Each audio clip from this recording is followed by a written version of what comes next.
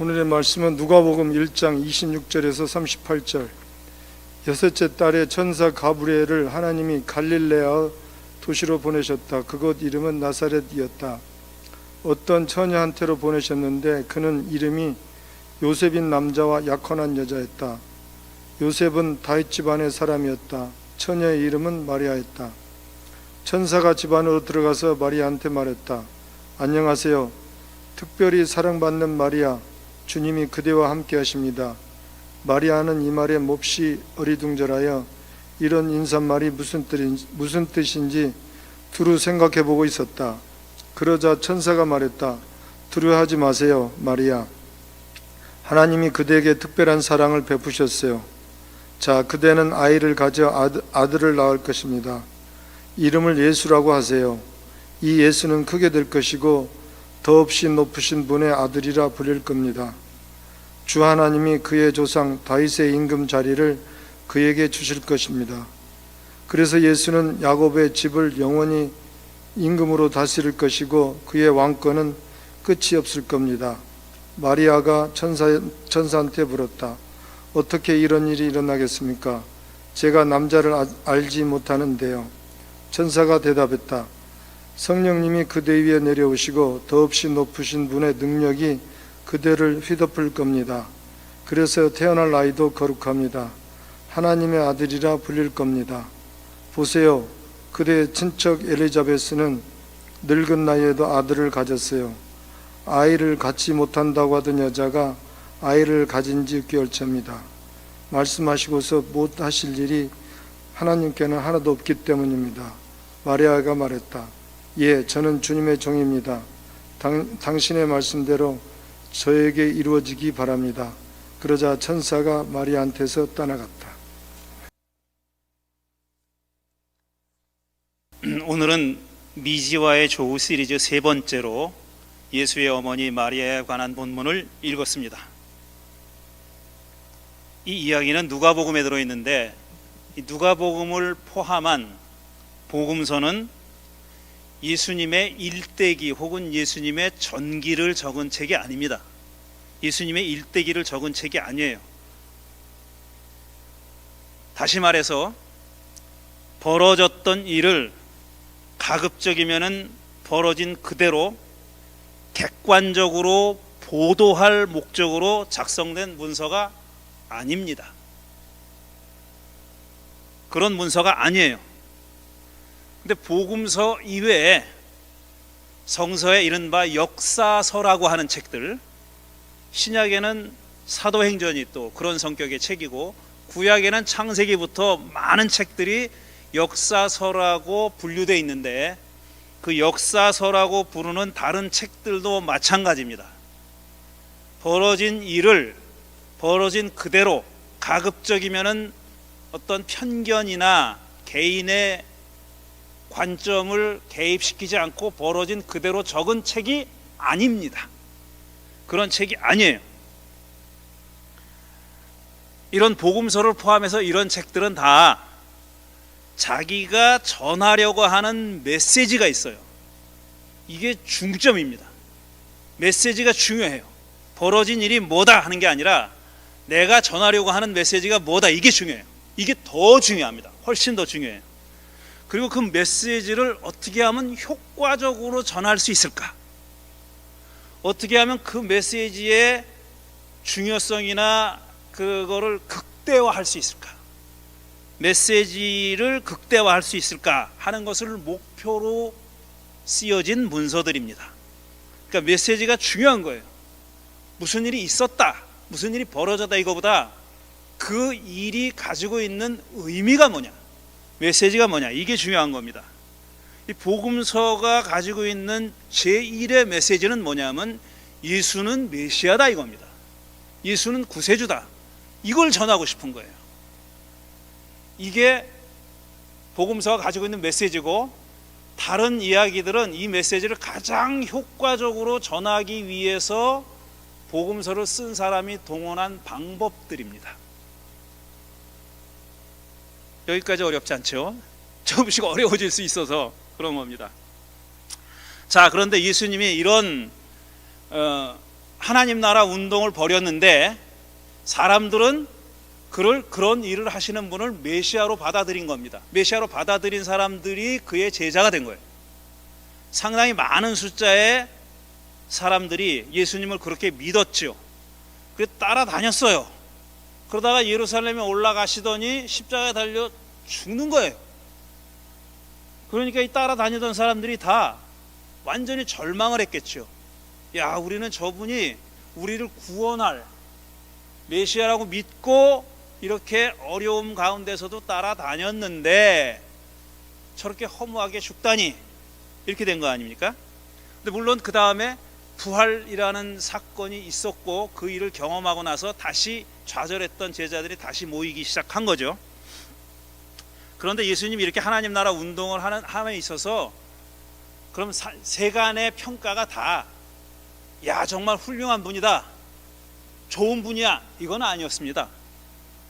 예수님을 인정하고 예수님이 하시는 일에 동의하고 적어도 적극적으로 따라다녔거나 그 일에 자신을 투신하고 그야말로 가정도 버리고 재산도 버리고 따라다닌 사람들도 있고, 그 다음에 그렇게는 못해도 소극적으로 참 좋으신 분이야, 어떻게 하면 내가 좀 도울 방법이 있을까 하는 분도 있었고, 그 다음에 아, 좋은 분이야, 그러나 뭐 내가 거기에 뭐 가담하고 싶진 않아, 이런 사람들도 있었을 테고, 적극적으로 저런 나쁜 놈, 저 위험한 자야, 나쁜 놈이야 한 사람들도 있었어요. 그 예수님의 하시던 일에, 예수 운동에 반대했던 사람들이 있었습니다.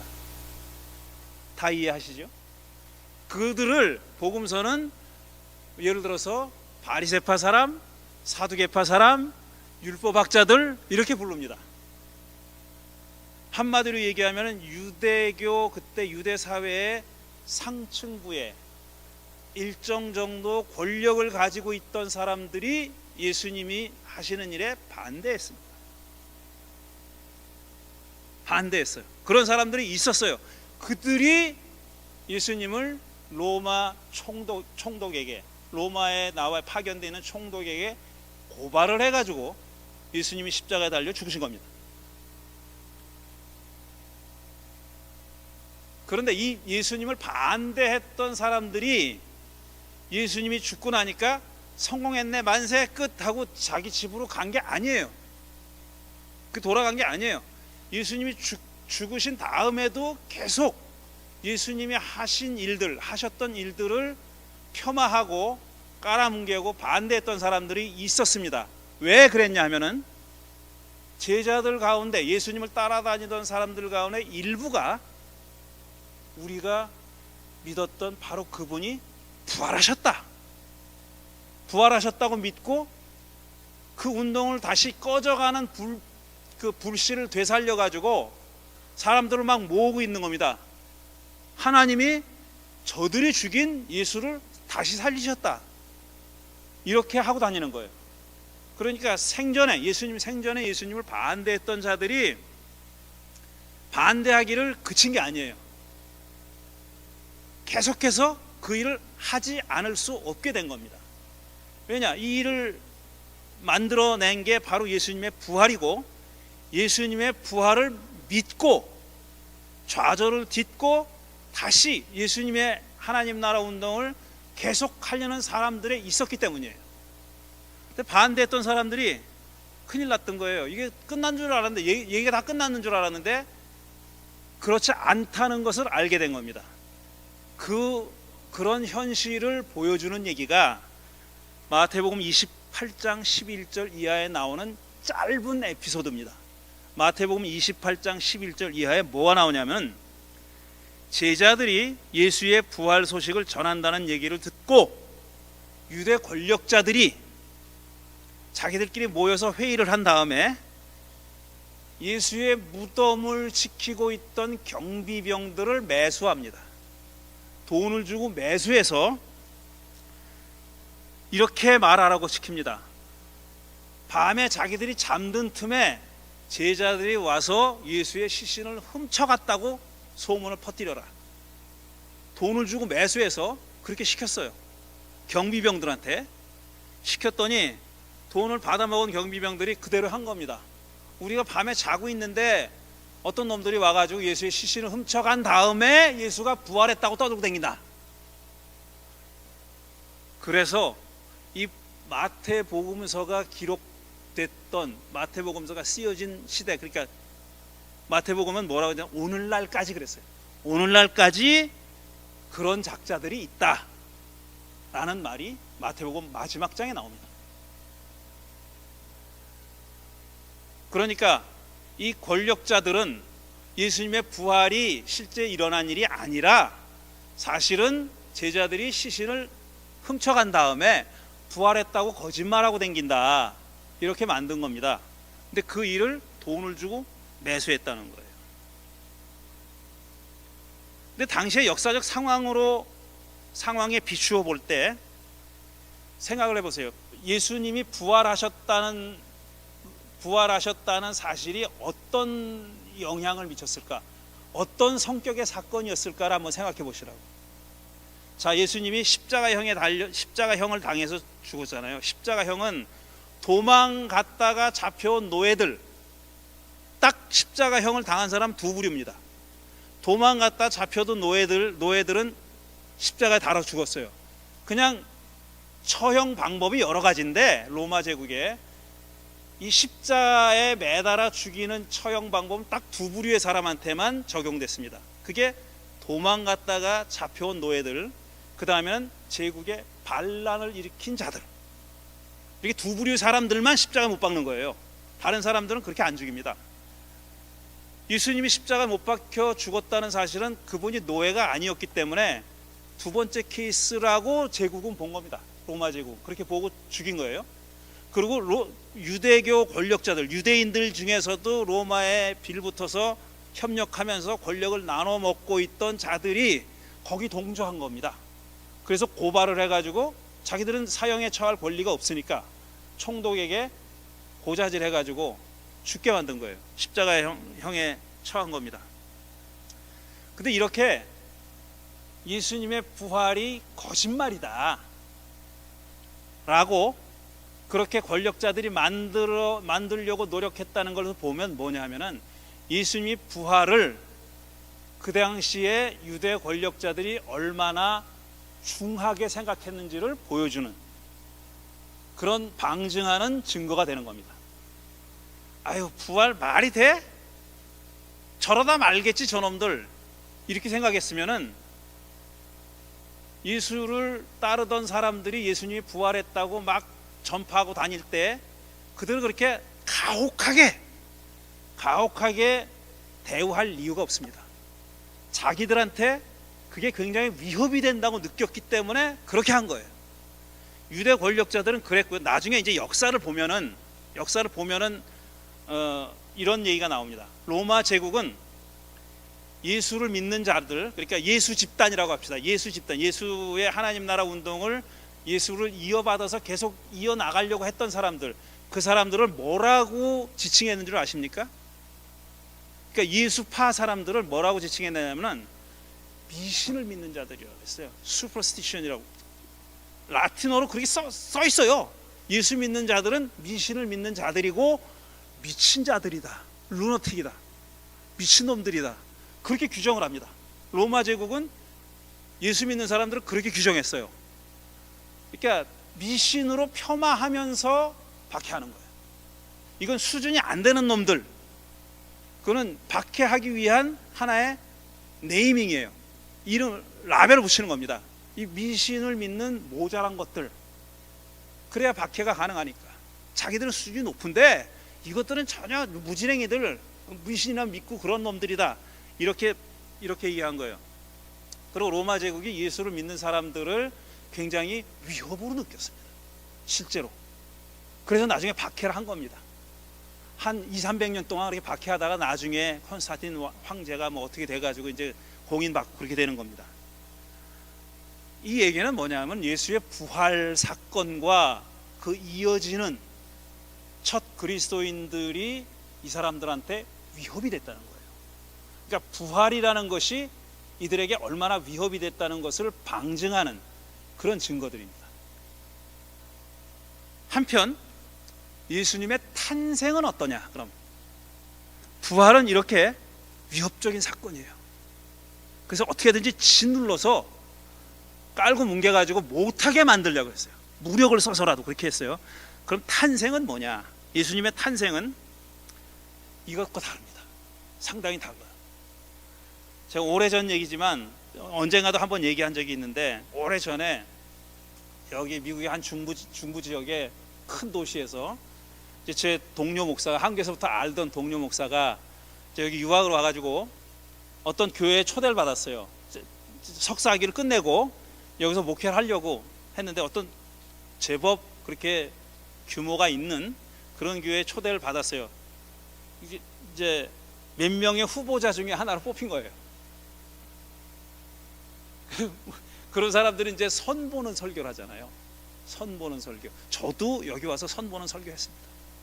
32년 전에 했었어요. 93년 9월 달에 선보는 설교를 하러 갔는데, 그때가 마침 요맘때, 대림절 때입니다. 그래서 설교를 하는데 무슨 얘기를 했냐면은 예수님의 동정녀 탄생 이야기는 역사적인 사실이 아니다 그랬어요. 어떻게 됐을까요? 댕강 날아갔죠. 날아갔어요. 그래서 그 교회 못 갔어요. 그 목사가. 그래서 내가 그 친구한테, 야, 너 정신 있냐? 근데 저는 32년 됐지 않습니까? 제가 이 교회 목회한 지. 그 얘기 수십 번 했습니다. 근데 아직 안 잘리고 있네. 모르겠어. 오늘 이제 잘릴지도 몰라요.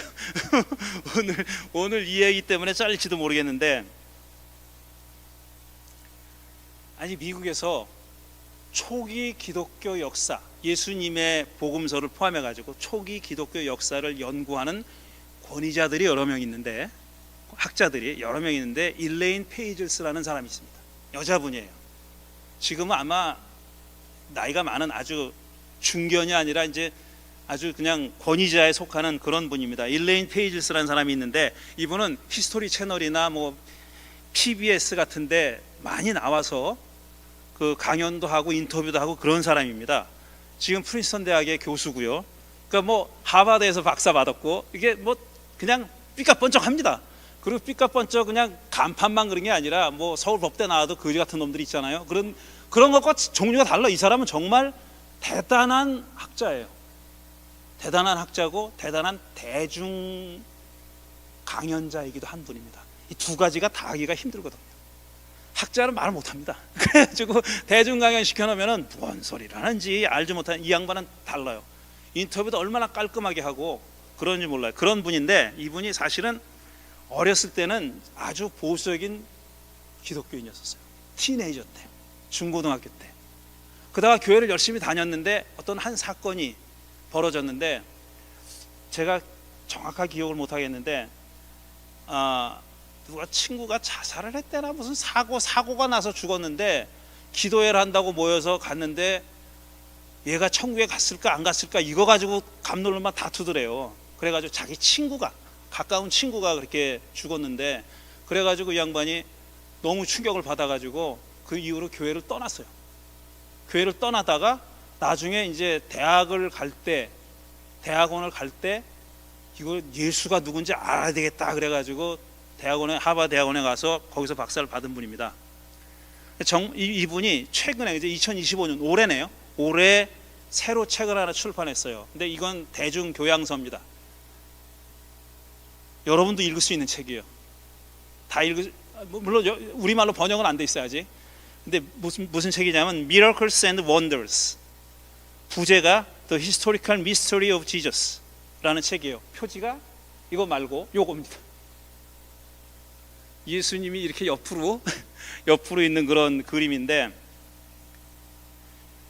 이분이 이 탄생을 설명하는 장이 있고, 그 다음에 십자가 처형을 설명하는 장이 있고, 부활을 설명하는 장이 있어요. 이 사람은 역사학자입니다. 문서를 연구하는 사람이긴 하지만 역사적인 관점에서 연구하는 사람이에요. 그러니까 복음서만 보는 사람이 아니라 그 시대의 다른 여러 가지 역사적 문서들을 다 연구하면서 이분이 알고 싶은 건 뭐냐? 실제로 일어난 일이 뭘까 하는 거예요. 복음서가 이렇게 메시지를 강조하기 위해서 여러 가지 방법을 동원해 가지고 그 메시지를 효과적으로 전하려는 게 목적이라고 그랬잖아요. 그러니까 그 중에서 그래서 동원한 이야기들 중에서는 여러 가지 역사적인 사실만 있는 게 아니거든요. 근데 그걸 다 파헤쳐 가면서 진짜 역사적으로 무슨 일이 벌어졌을까? 예수의 어머니 마리아에게 무슨 일이 벌어졌을까? 그 다음에 십자가 처형을 예수가 당했을 때 그때 실제로 벌어진 일은 뭘까? 그리고 예수의 제자들이 부활을 했다고, 예수님이 부활했다고 막 이제 나가서 두려움을 떨치고 나가서 복음을 전하면서 지금 기독교가 되고 교회가 됐는데, 그들은 어떤 경험을 했길래 골방에 숨어 있다가, 두려워서 숨어 있다가 갑자기 문짝을 열어 제치고 나와가지고 이렇게 예수님이 다시 사셨다, 하나님이 너희들이 죽인 예수를 다시 살리셨다라고 선포했을까? 무슨 일이 도대체 벌어졌을까? 그게 알고 싶은 겁니다, 이 양반이.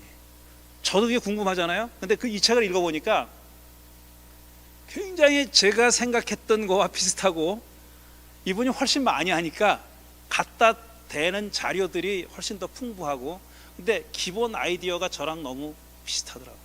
그래서 그분 얘기를 좀 하려고 합니다. 다시 말씀드리지만 권력자들에게 예수님의 부활은 위협이었습니다. 근데 예수님의 탄생은 그렇지 않았어요. 왜 그렇지 않았느냐? 예수님처럼 독특한, 아니면 기적적인 탄생의 이야기를 가지고 있는 사람들이 많았어요. 그런 사람들이 많았어요. 특히 그리스 로마 문화권에서는 그런 사람들이 많았습니다. 우리가 영웅을 히어로라고 그러잖아요. 히어로는 본래 그리스 문화권에서는 누굴 가리키느냐 하면, 뭐 전쟁 잘하는 사람 영웅이 아니에요. 신적인 존재와 인간 사이에 태어난 반신 반인간을 영웅이라고 부릅니다. 신과 인간 사이에 태어난 존재를 영웅이라고 하는 거예요. 그 사람이 한 일이 영웅적인 일을 해서가 아니라 그런 사람을 영웅이라고 불렀습니다. 그러니까 특별한 존재에게는 특별한 탄생 이야기가 있는 것이 너무나 자연스러워요. 그리고 예수님이 이런 복음서에서 얘기하는 탄생 이야기가 드문 이야기가 아니에요. 이게 역사적으로 사실입니다. 이건 일레인 페이지스뿐 아니라 많은 초기 역사를 연구하는 사람들이 하는 얘기예요. 예수님만 이렇게, 물론 동정녀에서 탄생했다는 이야기가 그렇게 흔하진 않아요. 하지만 신과 인간 사이에 어떤 성적인 접촉을 통해서 태어난 이야기는 무수히 많아요. 그러니까 이런 특별한 탄생 이야기를 가지고 있는 존재가 많으니까 예수가 이렇게 태어났다고 해서 놀랄 일이 아니에요. 전혀 놀랄 일이 아니에요. 아, 그런 원 오브 데미로구나, 영웅인가 보지 뭐, 이렇게 생각할 수 있는 거예요. 제가 역사적인 관점을 가지고 얘기한다 그랬잖아요. 기독교인들은 그렇게 안 믿었어요. 특별하다고 믿었는데, 기독교인이 아닌 사람들은 예수가 이렇게 태어났다고 해가지고 놀랄 일이 아니고, 야, 말도 안 돼, 아니다 이거예요. 아, 그런 양반이 또 하나 있었나 보다, 이 정도로 생각한다는 얘기입니다. 지금 현대인들은 이게 대단히 큰 문제잖아요. 우리 기독교인들에게도, 야, 어떻게 사람이 동정녀에서 탄생해, 아무리 하나님이 못하시는 일이 있다고 하고 천사도 그렇게 얘기했는데 하나님이 굳이 그렇게 하셨어야 됐어? 이렇게 물어보면 뭐라 그럴까요? 아, 예수님이 동정녀에서 안 태어나면 우리가 안 믿어?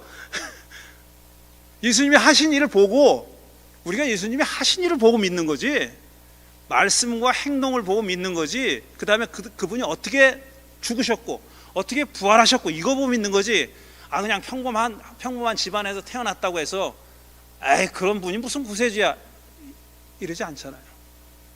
우리는 지금 생물학적인 의심을 가지고 있는 거예요. 현대인들은 어떻게 해, 동정녀가 아기를 낳아, 말도 안 되는 소리지. 근데 2000년 전에는 그런 질문을 안 했다 하는 거예요. 어떻게? 라는 질문 안 했어요. 그랬어? 이 양반도 그랬다고? 이 정도입니다. 이게 역사예요. 이게 역사예요. 그런데 요즘 제가 넷플릭스 시리즈에서 재밌는 걸 하나 발견했어요. 익스탄트라는 시리즈입니다. 저 여자가 누구냐, 할리 베리라고 하는 배우입니다. 흑인 배우로서, 흑인 여자 배우로서 아카데미상을 최초로 받은 할리베리인데 지금은 좀 나이가 좀 들긴 들었어요. 이 양반이 주연으로 나오는 13편짜리 시리즈입니다. 넷플릭스에 있어요. 원래 넷플릭스 건 아닌데 쓸데없는 얘기 하지 말고 자꾸 가지를 치네. 이게 무슨 드라마? 저도 13편 중에 1편만 봤습니다. 다 보지 않고 얘기하는 거 어떻게 전개될지 모르는데 1편이 이런 얘기가 있어요. 알 수 없는 미래예요. 근데 이 주인공 부부가 아기를 갖고 싶은데 아기가 안 생기는 거예요. 그래서 로봇을 입양을 해요.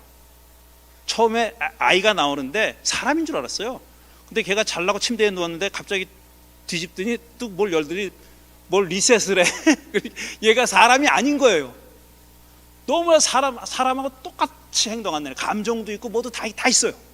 그런 사람, 그 로봇을 입양을 해가지고 키우고 있는데 이 주인공이 이제 우주인입니다. 이 사람은 우주선을 타고 저 멀리 우주에 있는 우주선에 가서 어떤 미션을 상당히 오랜 기간 동안 거기 머물면서 미션을 행하다가 돌아왔어요. 이 사람이. 그런데 돌아와가지고 건강검진을 하는데 임신을 했다는 거예요. 그러니까 이 주인공이 의사한테 말도 안 되는 소리 하지 말라고, 내가 지금 저 위에 우주공간에 혼자 있다가 지금 내려온 지 얼마 안 됐는데 무슨 말도 안 되는 소리 하지 말라고 막 그래요. 근데 결과 봐라, 네 뱃속에 애가 있다 지금, 이렇게 얘기하는 거예요. 그렇게 말도 안 된다고 하다가 이 사람이 우주에 있을 때 일을 생각하는데 거기 자기 혼자 있잖아요. 혼자 있는데 뭐가 기계가 펑션이 잘 안 됐어요. 그래가지고 리셋하고 뭐 이런 과정이 있었는데, 그러다가 어떤 남자가, 제가 1편밖에 못 봐서 누군지 모르겠는데 아는 남자 같아요. 남자가 거기 있는 거예요. 이게 있을 수가 없는 일이잖아요. 그래서 그 사람이 이렇게 만져봐. 또 만져보니까 만져줘, 사람이. 근데 그 사람이 또 갑자기 없어지게 돼, 있다가. 그러니까 이게 뭔지 모르겠어요. 환시를 한 건지 없는 걸 본 건지 뭔지 모르겠는데, 그러고 이상하다 하고 지상에 내려왔던데 자기가 임신이라는 거예요. 앞으로 어떻게 전개될지 저도 모릅니다. 근데 이 1화를 보고, 에피소드 1을 보고 제가 제일 먼저 생각난 게 이 얘기입니다. 이번 주에 이 얘기를 하려고 그러는데 이게 어떻게 하나님이 점지해 주신 모양이다, 이걸 보게. 근데 시간이 없어서 그 다음에 못 봤어요. 앞으로 제가 볼 생각인데,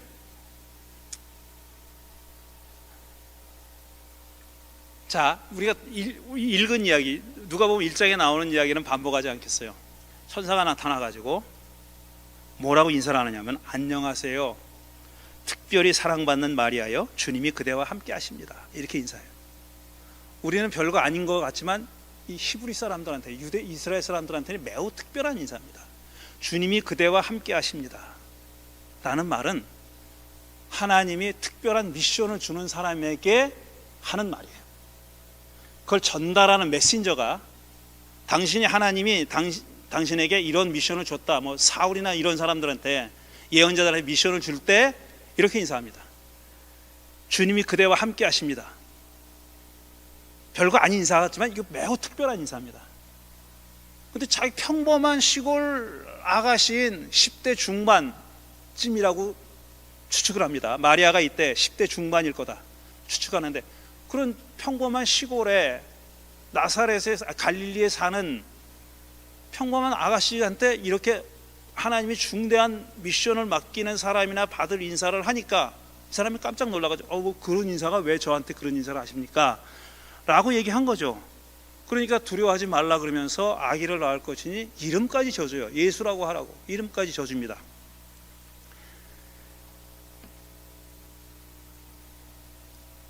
그랬더니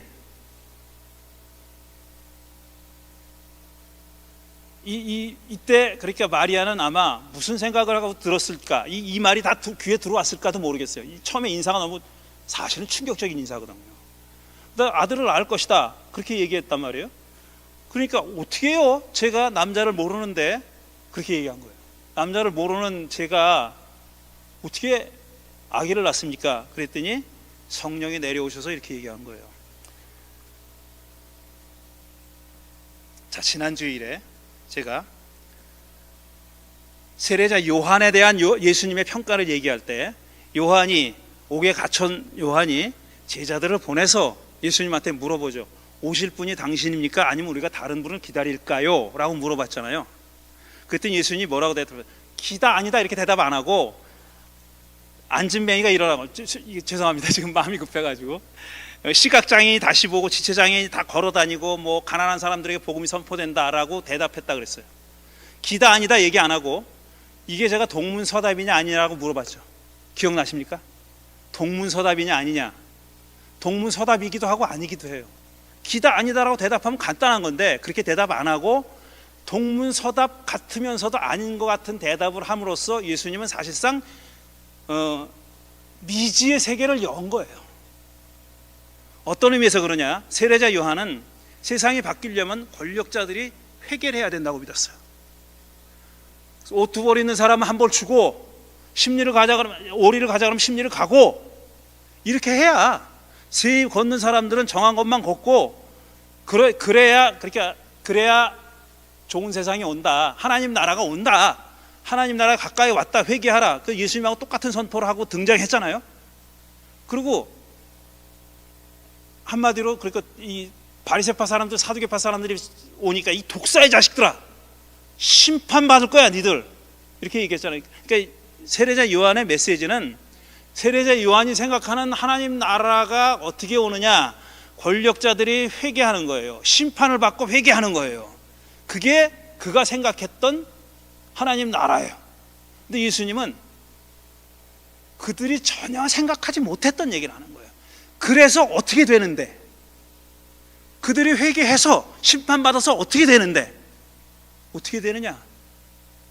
걷지 못하는 사람이 걷고, 시각장애인이 보고, 그게 소외됐던 사람들, 눌렸던 사람들이 다시 사람답게 사는 세상을 얘기하는 거예요. 그거는 우리는 당연하다고 생각해요. 그게 둘이 연동돼 있다고 생각하죠. 두 개가. 권력자들이 심판을 받으면 가난한 사람이 좋아질 거다. 반드시 그렇게 되지는 않을지라도 그게 맞다 생각하잖아요. 근데 고대 예수님 시대에 살던 사람들은 그런 일은 안 일어나요. 그건 전혀 별개의 일입니다. 노예는 죽어도 노예고 뭘 해도 노예예요. 그 사람들은 인구 수의 계산도 안 되고 오병이어 귀족에도 여자 어린아이는 빠지고, 그게 그 시대예요. 이게 권력자들이 심판받는다고 가난한 사람들이 올라가는 게 아니에요. 그건 별개의 일이라고 생각했던 거예요. 근데 예수님은 그게 아니라는 거예요. 진짜 중요한 거는 시각장애자들이 보는 거 아니야? 지체장애자들이 낫는 거 아니야? 배고픈 사람들이 먹는 거 아니야? 죄인이라고 학대받던 사람들이, 차별받던 사람들이 떳떳하게 자기 삶을 사는 거 아니야? 이렇게 얘기하신 거예요. 전혀 별개라고 생각했던 것이 아니라고 얘기하신 거예요. 그러면은 어떻게 제게 그런 일이 일어날 수 있겠습니까? 라고 마리아가 물었을 때, 그거는 요즘식으로 얘기하면 생물학적인 질문한 거예요. 나는 성적인 경험이 없는데 내가 어떻게 아이를 낳습니까? 라고 물어본 거예요. 근데 천사는 성령이 덮칠 것이다 그랬어요. 이거는 오실 분이 당신입니까? 우리가 다른 분을 기다릴까라고 하는 질문에 대해서 가난한 사람들에게 복음이 전해진다라고 하신 예수님이 대답한 것 똑같은 방식입니다. 같은 방식이에요. 성령이, 그러니까 천사의 대답은 생물학적인 질문에 대한 대답이 아닙니다. 너가 남자랑 같이 동침해서 아기를 낳는 거 그게 아니야. 그게 아니라 당신이 낳을 아기는 하나님의 사명을 받고 성령께서 당신을 덮친다는 표현은 좀 적절하지 않지만 어쨌든 그렇게 표현돼 있어요. 여기 본문에 성령이 당신에게 내려와서 당신이 아이를 낳을 거야. 그거는 아이가 태어나는 방식을 얘기한 게 아니라 아이가 무슨 일을 할지를 얘기한 거예요. 그러니까 방법을 물었는데 질문은 의미로 대답한 겁니다. 근데 그 당시 사람에게는 이게 그렇게 딱 들어오는 얘기가 아니에요. 그러니까 사실 마리아는 무슨 말인지 모르고 대답했다고 봐요. 저는.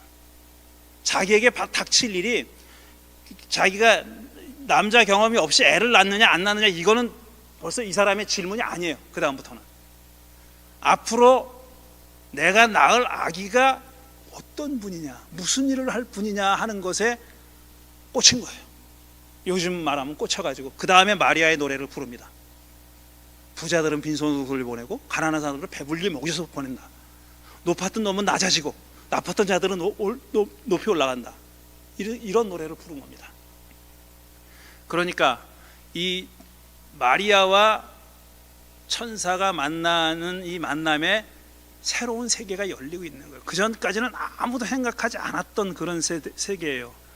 그 전까지 누구나 다 알고 있는 세계는 뭐냐면은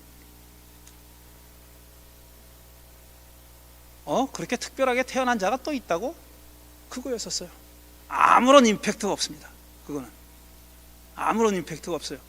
그냥 수많은 영웅 중에 하나, 그 정도예요. 근데 지금 이 얘기가 하고 있는 바는 뭐냐면은 어떤 분이 태어날 것이냐. 마리아는 거기에 대해서 문을 활짝 연 거예요. 하나님이 지금 나를 통해서 무슨 일을 벌이려고 하시는지 모르지만 어쨌든 엄청난 미션이 저를 통해서 이루어진다는 얘기로구나. 나를 통해서 이루어진다는 거구나. 나는 그거를 온 마음으로, 온 영혼으로, 온 몸으로 받아들이겠다라고 고백한 겁니다. 다른 얘기 하려고 준비했는데 이 얘기만 하고 마치겠어요. 이 아까 매수돼 가지고 훔쳐갔다는 얘기 있다 복음서에 나왔다 그랬잖아요. 근데 그와 비슷한 성격의 문서들이 1세기, 2세기에 많았어요. 근데 그 중에 어떤 얘기가 있냐면은 마리아가 로마 군인 사이에서 아이를 낳았다 라는 얘기가 널리 퍼져 있습니다. 그래서 로마 군인의 이름도 나와요. 이름도 내가 어디 적어왔는데 판델라라고 하는 로마 군인과 사이에서 예수가 태어난 거다 라는 문서가 많이 있어요. 근데 이 아까 얘기한 일레인 페이지스는 뭐라고 설명을 하냐면은 이것도 길어지는데 이러면은 좀 양해해 주십시오. 그 당시에 갈릴리 지방에서는 특히 우리로 말하면 호남 지방이에요. 갈릴리 이스라엘의 호남 지방이에요. 많은 밀란과 항쟁이 일어났던 지역입니다. 로마 제국에 반대해 가지고 그러니까 5.18이 일어났던 광주 같은 데예요. 갈릴리가 그런 데입니다.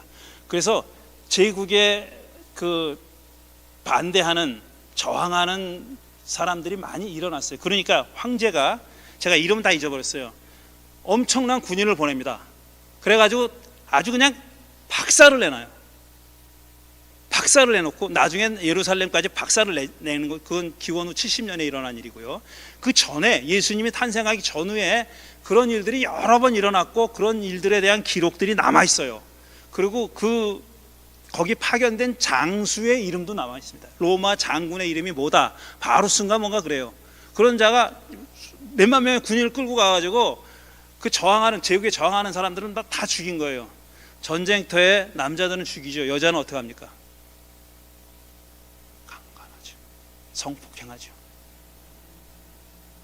그러니까 일레인 페이지스는 마리아도 그런 사람 중에 하나가 아니었을까라고 추측을 합니다.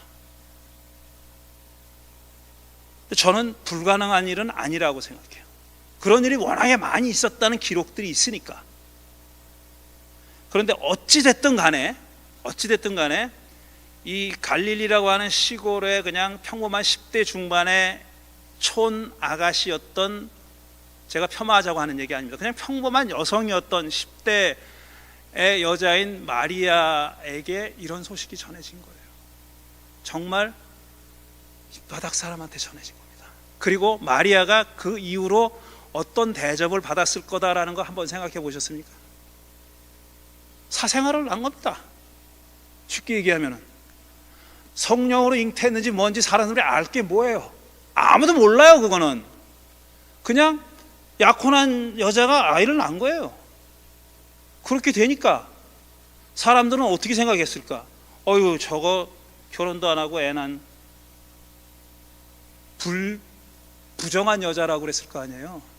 10중 8구는 그런 대접을 받았을 거다라고 생각하는 게 역사적인 관점입니다. 그런 사람이, 그러니까 로마 군에게 폭행을 당해서 아이를 낳든 아니면 정혼한 남자가 아닌 다른 사람과의 아기를 낳던, 어쨌든 겉으로 보기에는 그런 아기가 태어난 겁니다. 그런데 그 아기가 세상을 구할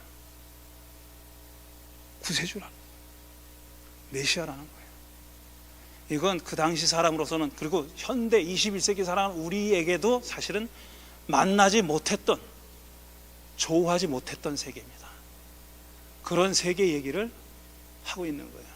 그러면 이렇게 태어난 예수가 어떤 분이냐? 다음 주에 제가 예수의 탄생 얘기 안 할 겁니다. 동방박사 얘기 안 하고 뭐 또 그 동방박사 얘기, 목자들 얘기 안 할 거예요. 이렇게 태어난 양반이 도대체 어떤 일을 하신 분이냐 하는 것을 크리스마스 날, 성탄절 날 얘기하려고 생각하고 있습니다.